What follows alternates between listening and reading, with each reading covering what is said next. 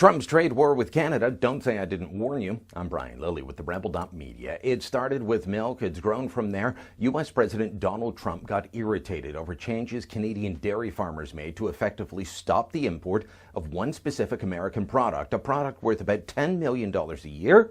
Now Canada's softwood lumber industry is facing duties of $1 billion. And this, ladies and gentlemen, is just the beginning. So how did we get to this point?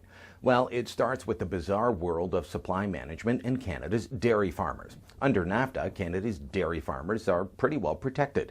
But also under NAFTA, there's a clause that says you cannot add to the list of protected products anything that comes about after 1994. If it wasn't on the list then, if it's a newly invented product, then neither side can make that product a protected product. So fast forward to just a few years ago, and American dairy farmers come up with this new product. It's called ultra-filtered milk. It's more like maple syrup in consistency than what we see as milk, and it's highly sought after by cheesemakers. Canadian cheesemakers started importing it from New York State and Wisconsin, small amounts at first, then up to $9.4 million last year, which in a trading relationship that sees more than $1 billion a day of two-way trade, it's really not that much at all. But Canada's dairy farmers wouldn't stand for the competition, so they came up with a solution that saw them change their own regulations on supply management and prices and give effectively a huge price break to the biggest cheesemakers, all to shut the American product out.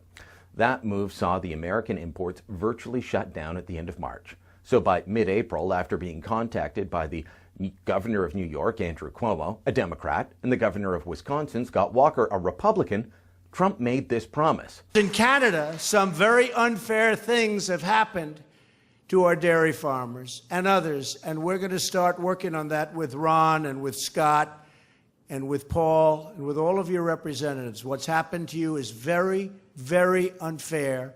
It's another typical one-sided deal against the United States, and it's not going to be happening for long. So, Scott, you and Ron and myself and Paul and everybody else, we're going to get together and we're going to call Canada and we're going to say, what happened?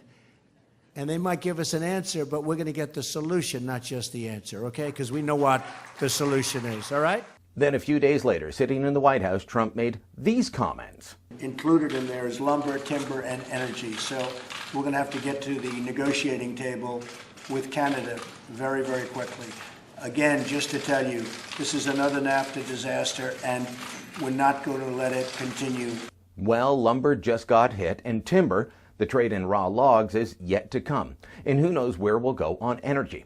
But as I pointed out last week, things didn't have to go this way. And I'm not alone.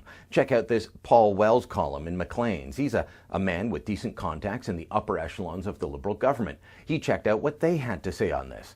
Wells relays the story of how when Trudeau and Trump first met, Trump asked how the relationship compared with Trudeau's relationship with Obama. Trudeau was circumspect. I did have a good working relationship with President Obama, the Prime Minister said, approximately. But you know the one thing he was never able to deliver on? Softwood lumber.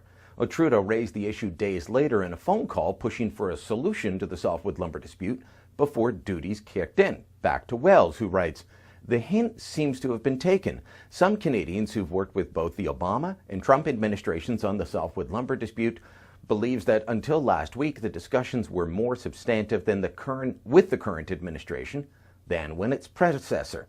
So what happened? Well, Wells says he was told that at 1:46 p.m. on Monday, Fox News carried an interview with a Wisconsin dairy farmer who's hit hard times because of Canada. He said the president was watching and was greatly displeased. So Trump's displeased over dairy. We all get whacked all over the place. By irritating President Trump on $10 million worth of dairy, we're now facing job losses over the countervailing duties on Canadian softwood lumber imports. Duties of between 3 and 24%, said to be on average about 20%. Last time the U.S. imposed softwood lumber duties, it took 4 years to adjudicate. Canada eventually won, but it cost about 10,000 jobs in BC alone. This dance over softwood lumber has happened 4 times, and each time, on the whole, Canada has essentially won. Now, you might think I'm playing sides, defending Trump's actions. No, I'm pointing out that this is bad news, and the fact that Trump is lashing out in retaliation at Canada over what he sees as unfair trading practices. We're facing huge losses in jobs and economic activity because one of our protectionist industries didn't want competition. So now Trump is defending his own very protectionist American lumber industry. And you thought we had free trade. Forget about tweaking NAFTA. It might be time to blow the whole thing up and make sure that any future trade deal covers all of these issues. The question, I guess, will be whether Trudeau is up for the art of the deal when he faces off against Donald Trump. If you like the Rebel video you just watched, make sure you never miss another one. Again, click here to subscribe.